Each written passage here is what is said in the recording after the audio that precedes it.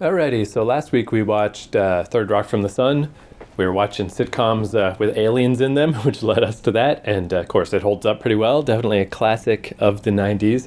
But as I was looking up the details about Third Rock from the Sun, I noticed it was by Bonnie and Terry Turner. And I was like, I think I know those names. And when I looked them up, it was that they did the 70s show. So we're like, wow, these like classic sitcoms of the 90s were both by this same husband and wife team. How awesome for them.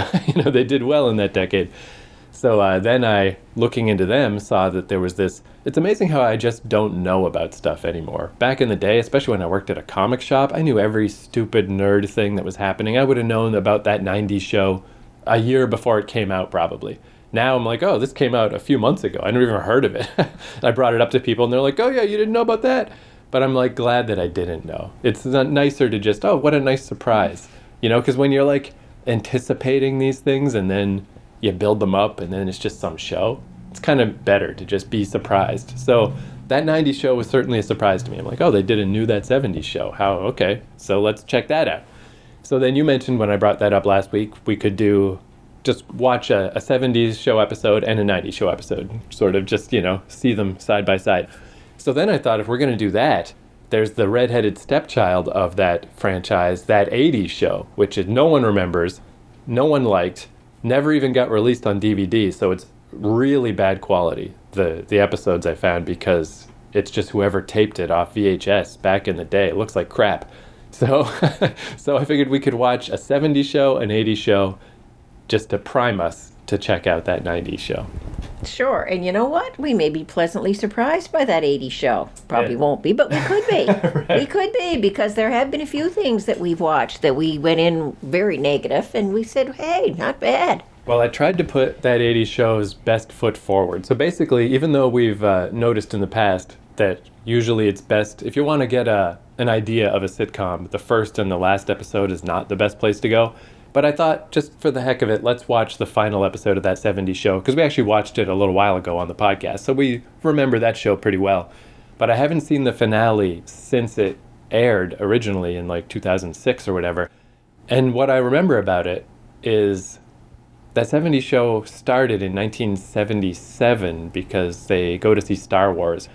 And then each season was like it was like a couple of seasons per year. So by the time they got to the end, it was New Year's Eve 1979, which is just an awesome way to end it. It's like the final episode of the show. After this, it's the 80s. So of course the show has to end. It's that 70s show. So that's all I remember about it, but that's cool. And that final season in general was terrible because Eric and Kelso both had left the show, and Eric especially, Eric Foreman, the son. Mm-hmm. I mean, he held that whole show together. Everybody on the show was good, but he was extra good. So without him, it was like, man, why are we even doing this? They brought in this character named Randy, who I feel bad for that actor, because he just, not only is he trying to fill these shoes, his character was awful. Nothing likable about him. so I don't know how much Randy's in this Somebody episode. who moved in with them, wasn't he? Yeah, I don't even remember the story. I don't remember. Yeah, if he's some relation or a nephew or somebody, I don't remember either. And the other thing I remember is because, the sort of classic romance in the show had always been the handsome dude Kelso and the prissy princess chick Jackie. But the show went on for so long. It went on like 8 years. So Jackie started dating Hyde, the guy with the curly hair. And at this point, if I remember right, she was dating Fez, the foreign exchange student, because they just were running out of people. Like everything about that 70s show, as good as it was, everything had fallen apart by this season. It was all over. So, but I think for this final episode, everybody came back. It'll probably be an alright episode. So that 80s show, I looked up some details about this. So that 80s show is an American television sitcom set in 1984 that aired from January to May 2002 on Fox. Even though it had a similar name, show structure, and many of the same writers and production staff, it was not a direct spin-off of that 70s show. The characters and storylines from the two shows never crossed paths. It was a separate, decade-based show created as a result of that 70s show's popularity, and the show was canceled after 13 episodes. So I'll tell you, though, what I remember most from this episode, or from this show, is it was way worse. It was always, that 70s show came on, and then that 80s show was right after it, so it's like, okay, I guess I'll watch it. But it was painful, especially early on, just brutal. But there was this guy, Glenn Howerton, who was the main dude, and he sucked in this show. He's a boring character, nothing interesting about him. But he went on to be on that show, It's Always Sunny in Philadelphia, about the three guys that own the bar. And he's Dennis Reynolds, one of the all-time great characters in sitcom history. He's like this weird, creepy, sex addict sociopath, and he's amazing. So I was like, wow, that's the guy from that 80s show, the most bland milquetoast character who's ever been. But it's not the actor's fault, because then this other character he played is an all-timer. Like, it's just everyone's favorite character. It's just amazing. So that's interesting that this was one of his first jobs, and they didn't know what an awesome actor they had. They gave him nothing. However, the one other thing I remember about that 80s show is by the end of its illustrious 13-episode run, it was getting better. And this one week in particular, I just remembered they were on a beach. So I looked it up, and this is season 1, episode 12, Beach Party, where it was just a particularly bad week for that 70s show. It was this one really schmaltzy episode where Donna was dating Kelso's older brother, and Eric was like, no, you can't, because we're meant to be together. It was like really shit. So for that 1 week, and only that 1 week, I remember thinking like, I actually liked that 80s show better this week. That's weird. And then 1 week later, it was canceled. So that's to give that 80s show its best possible chance of being good. I found that one episode that I remembered being, like, I was like, oh, I didn't hate that, but we'll see. And basically that 80s show, it's just that guy, Glenn Howerton. He's a wannabe musician. He works at a music store. There was this cool punk girl who worked at the music store who he didn't get along with because he's, an 80s yuppie and she's a cool punk. But because the ratings were so bad and everyone hated the show so much, they're already dating at this point. They had to fast forward that storyline. Like, let's please do something that someone will like. And then it got canceled. So yeah, we'll watch the finale of that 70s show, which was season 8, episode 22 from 2006, and season 1, episode 12 of that 80s show. And like I said, that 80s show never got released on DVD. Who would buy it? Who would want it? It's not on any of the streaming services.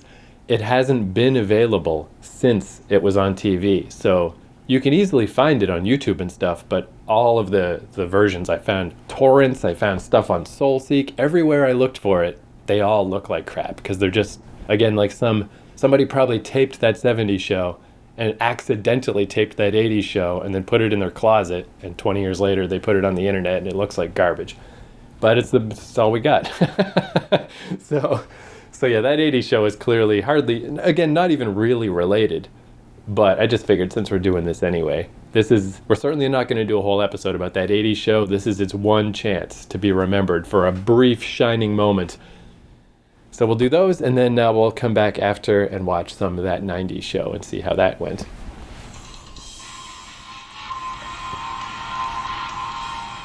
the last day of the 70s. Thinking back, it's like one big blur.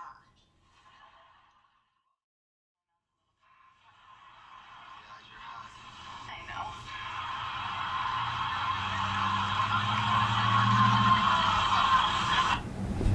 So, okay, off to a rough start. But, so yeah, that 70s show, I mean, it was kind of your standard finale, a lot of like, oh, I'll miss you forever, schmaltzy, blah, blah, blahs. And that 80s show, man, I mean, that 70s show must have been really bad that week, if that was the week, because I do distinctly remember that beach episode thinking like, oh, this show's getting better. So imagine how bad it must have been before this. I didn't find it that bad, actually. It was obviously spoofing a whole lot of, well, as we said, the corporate scenes were spoofing Dallas. Right, which, I mean, but I think those were the best by far. The record store woman, and then the girl, it was so free and... Right, but that was miserable. Nothing about that was funny. No, but that seems like a spoof on something, too. I just can't think of what it is. A spoof on the idea of comedy, maybe? So, I mean, I think generally, though, with those two in general, the thing we kept kind of mentioning as we were watching them is the laugh track, the insanely overbearing laugh track, which I did read that 90s show is filmed in front of a live studio audience, so I went and looked up the old ones, and they were as well. But even just listening to it, I do wonder what that means, because there's no way a live audience could be that perfectly trained, right? They're like circus seals. They exactly laugh the exact right amount at all the little moments. So I feel like they must, even if there was a live audience, surely those laughs are still Yeah, those piped laughs in. don't sound real because they all sounded at the same pitch and the same time frame too. Whereas if somebody's laughing in a real audience, every once in a while you'll hear somebody's laughter that's like right out of whack, and you can pick them out. Or like an example is the Monty Python guys. I remember mentioning that they did their stuff with a live audience, and they're like, you can really tell sometimes they did not get the joke and they just didn't laugh. Where these people never don't laugh. And I think that's the main problem here is like when Third Rock is doing well, or that 70s show is having a good episode and the jokes are funny, you don't notice as much. But episodes like these that weren't that good, they're really leaning on the laughing. They just know that if they talk with the rhythm of a joke, it doesn't matter that there's no joke because the laugh will still be there. And I think that is just something shows can't get away with anymore. Well, I found that very, very annoying, especially in that show. Now, in that 80s show, I didn't find the laugh track or whatever it is, I didn't find it as annoying. In that 70s show, I could hardly stand watching it. Like, it was almost every line that somebody said, they had to laugh. Yeah, and I think it did help a lot in that 80s show that it seems like they were pivoting away from, it's like maybe they realized that the dad was surprisingly entertaining, or maybe it's just because they had, what was her name, Morgan Fairchild? Maybe so, because I don't remember him being in the show that much, but this one had way more of the Dallas business merger stuff, and that was by far the best parts. And this one, it had that 80s show. It was like three little shows in one big show. It really didn't have a whole lot of connection between the three shows. Right. And I'd say, though, besides the Dallas style stuff, to me, those other two were just as bad as that 70s show in the sense of they're not saying jokes. Nothing they're saying is funny, but the laughter is like so uproarious, and it's like, yikes. I had seen that 70s show before, and I kind of enjoyed it. But if I had never seen either of those shows, and just based on those two shows that I just saw back to back here, I'd pick that 80s show. Yeah, although, I mean, what they really make me think in general, and I mean, to be fair to that 70s show, like it was at least a year past its sell-by date, you know, and it's funny, that guy Randy, I was saying how terrible he was only in that one scene. He just said one thing in the kitchen. They're like, you get out of here. You don't even get to be in the final scene. But, so, I mean, yeah, that 70s show, that's obviously, you can't judge that series on that last show. Because, yeah, that obviously it was pretty sucked. schmaltzy. But that 80s show, watching that again, just that was, you know, even that I have any fond memories of that at all, what I'm thinking now, watching it back, is, why did I watch it ever? But it's only because it was on right after that 70s show. It was easier to watch it than to not watch it. But I'm like disappointed in myself. Like, why the fuck was I even watching this? It was like it was definitely like three little episodes put in one show, but no real purpose for them. Yeah. Although the acting, I thought, was excellent, especially the corporate girls. Yeah. And the big corporate power, who really wasn't powerful at all. That was although the record store scenes, those two women acting off each other, they interacted very well too. I guess, but it was just, like the definition of pointlessness. But it was like three little skits. That's what I'm trying to think. It was like three little skits that had really no solid connection as to why they were. Yeah, I think that's the thing too, is like obviously Third Rock has a very distinct point of just aliens trying to learn about humans. And that 70s show, in its own way, had a very distinct point too, of we're just the kids in the basement with the tough dad who lives upstairs, and we're just trying to not get yelled at, you know, and just hang out. That 80s show really has no purpose at all. It's totally nebulous. So yeah, I guess that's a lesson we could take into our futures if we ever become sitcom showrunners. But I'm curious about how that 90s show is going to go, because I didn't look into it that much, but what I did look into, it's basically the exact same format. It's going to feel exactly like those shows. It's got the laugh track, it's got the audience, it's got all the stuff. How's that going to work nowadays, now that no one uses laugh tracks anymore, and you can't get away with just having your characters say something pithy and have everybody fucking fall down dying of laughter?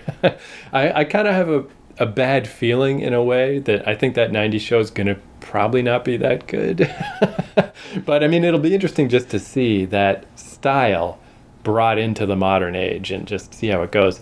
So I figure, yeah, we'll take a little break before we watch those. But let me give you the rundown first. Let's set it up. So for that 90s show, all the actors returned except Stephen Hyde, the kid who had the curly hair. And I was like, oh, I wonder why. Turns out he's been accused of multiple sexual assaults and is currently on trial for these things. So, and it's, I mean, there's not hard evidence against him. They had like a hung jury and had to restart the trial, but but it's one of these cases where he was accused by like 5 different people. So I know you're innocent till proven guilty, but that's not quite Bill Cosby levels, but that's getting to the point where it's like, doesn't sound good. Probably it's true. So that's a bummer. I didn't know about that. So he's not on the show, but everybody else apparently does show up at various points. But instead of going through everybody, I thought I'd just take the main 4 and just where did their careers go? What happened to them in between that 70s show and that 90s show? So Topher Grace, he played Eric, which, like I was saying, I think he is the linchpin of that show. He was just always an excellent actor, just super hilarious. The show didn't work at all once he left. So his career was pretty okay. He was in quite a few things. Got quite famous, but kind of unfortunately, I think the thing he's most famous for is he played Venom in Spider-Man 3, who's the black suit Spider-Man that's like evil and big teeth. And everyone hated that movie. I kind of liked it because I was a projectionist when it came out, so I watched it for free many times in like Stockholm Syndrome. But everyone hates it, and that's what he's mostly remembered for, sadly. Laura Prepon, who played Donna, got off to a real bad start because she starred in the movie Carla, which was probably a relatively obscure crime to Americans, but that's Paul Bernardo and Karla Homolka, extremely famous Canadian case.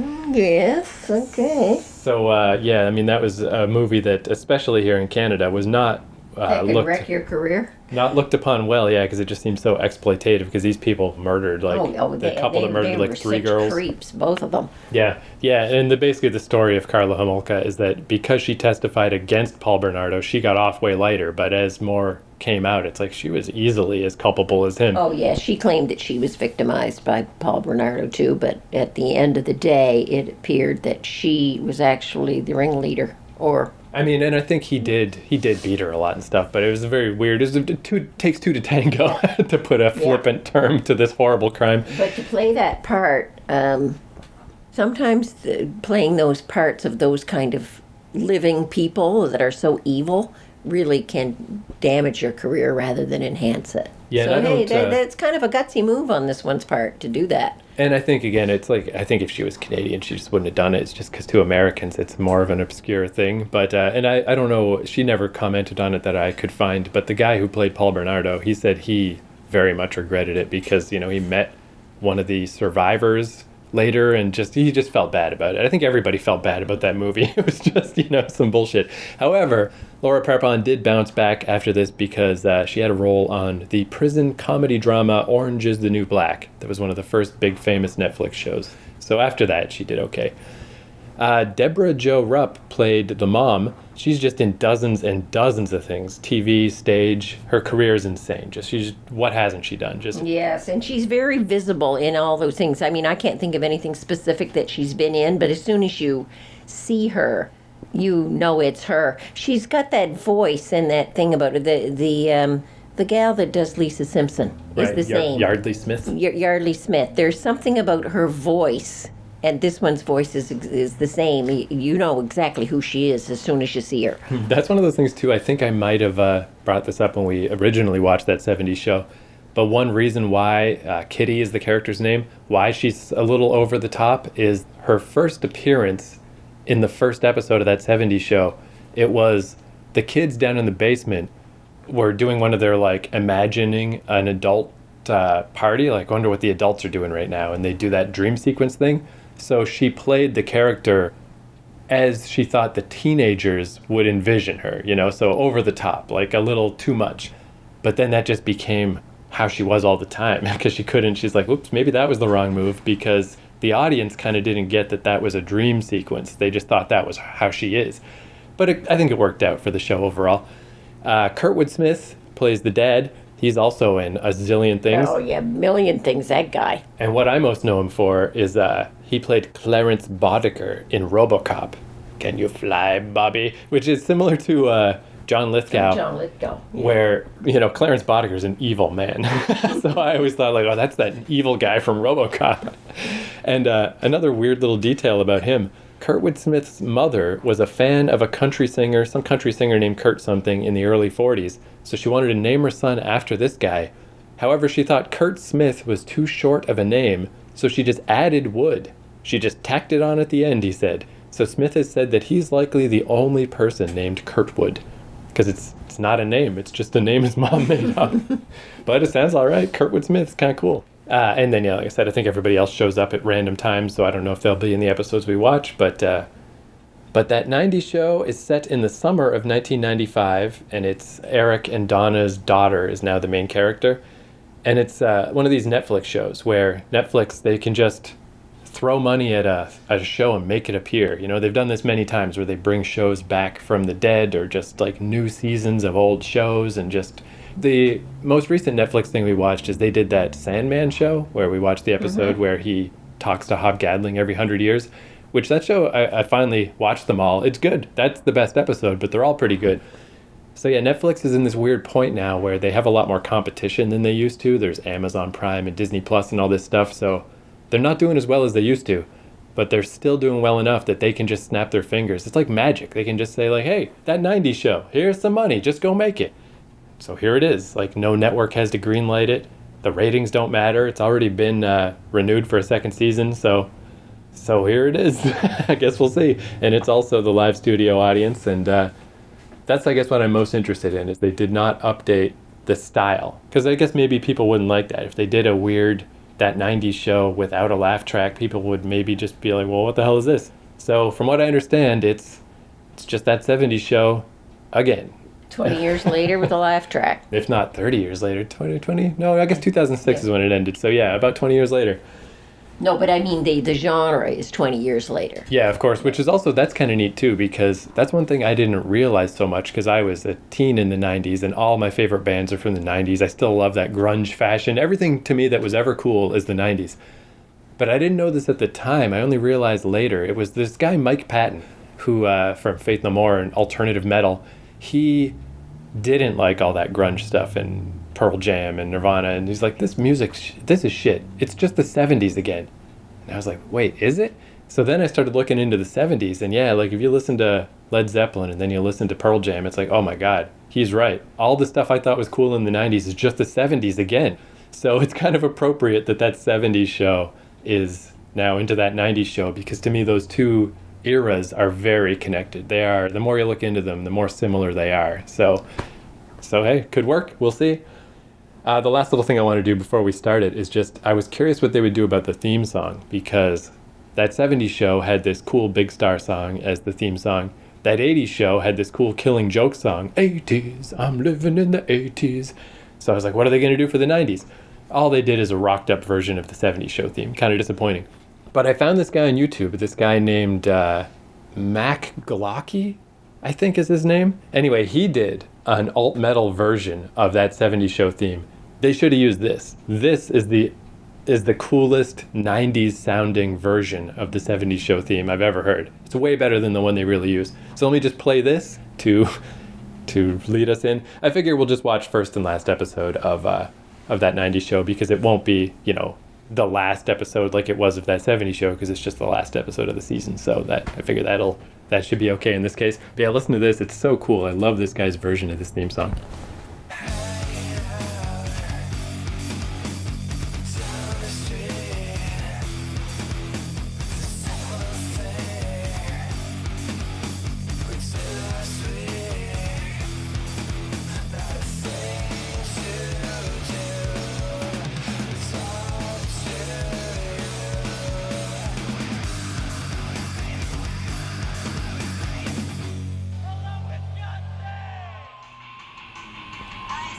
So I definitely feel like that joke I made last week that the ultimate that 90s show would just be to take Friends and retitle it that 90s show. I still think that's true. That would be a more representative 90s show.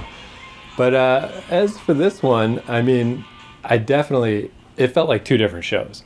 Like I loved seeing the old people. I was surprised how well that worked. All the old characters just felt the same. They all, it all worked. And if anything, it seems like the new star of the show is the mom, who's now the grandmother. Like, she was like the key person.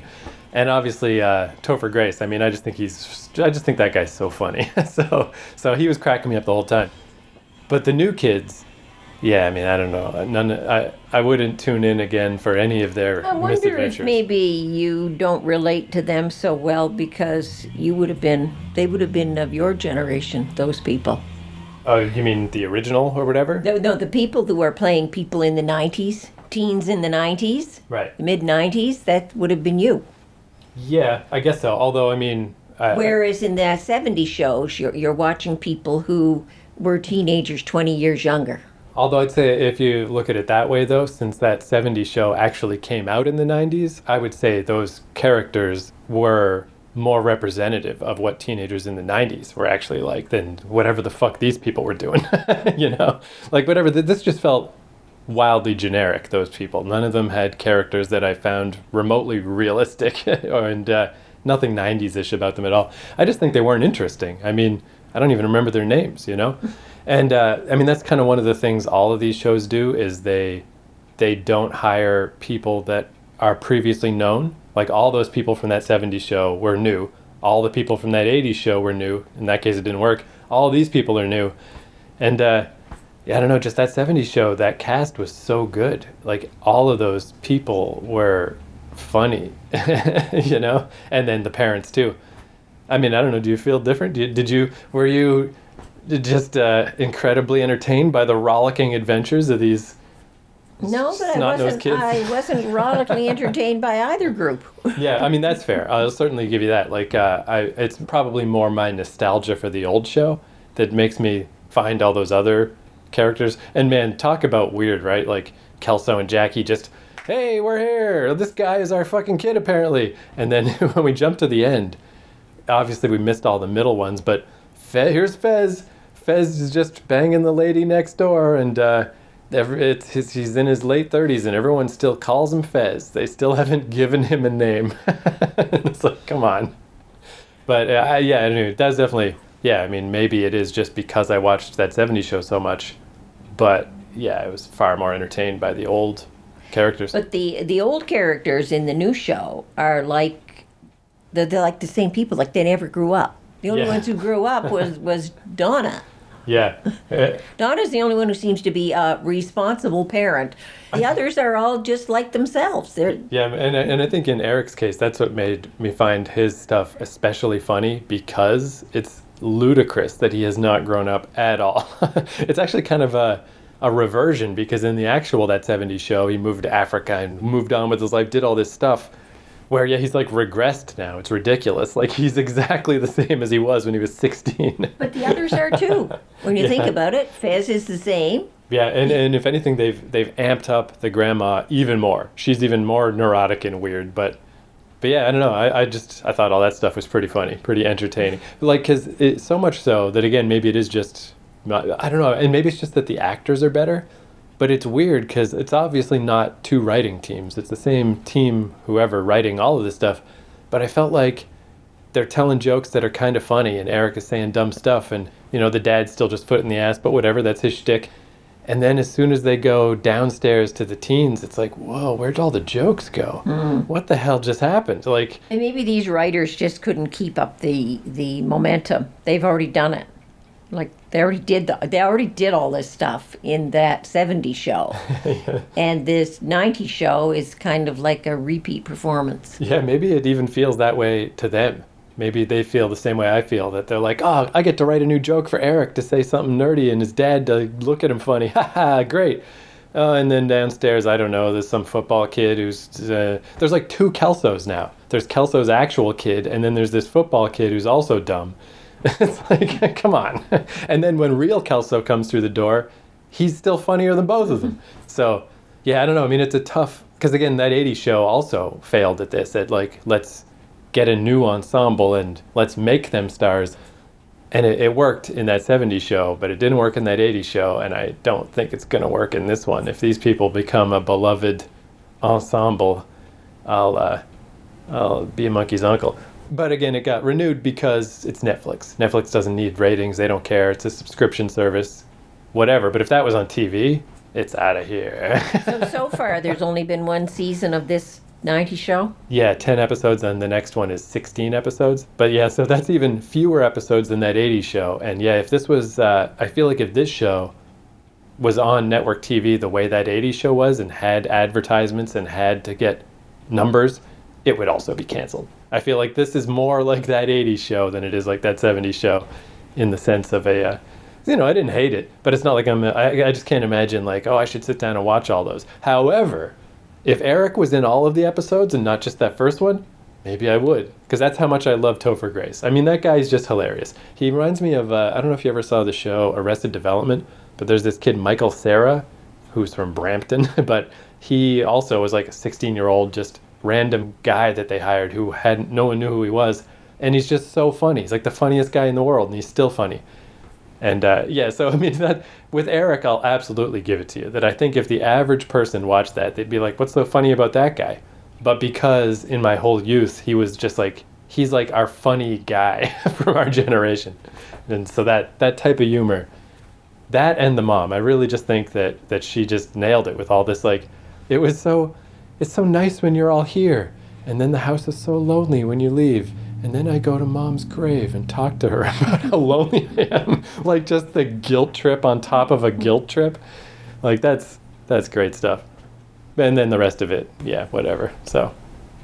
Well, there too, you're watching it from the vantage point of a person that's so much older. I guess that's what I was trying to say earlier. When you watch that 70s show, you were younger. Now you're older and you're watching like a regurgitation of that 70s show, but 20 years later. Right. The way the show was done up. Well, I think one of the things, too, about that 70s show that made it so beloved to my generation is that it really did capture that feeling. I mean, even at that time, I was living at your house and, Matt and the Hardings would all just come over and hang out. And we were all just hung out at the house. And that 70s show with Red's basement and all the kids coming over to hang out down there, it really had that feeling of, and that show Freaks and Geeks felt like that too, of like you just go hang out with your friends. Yeah, but and it's something you could relate to because that's what you guys were doing. And it's a surprisingly hard thing, I think, to capture, to, feel like they're actually friends.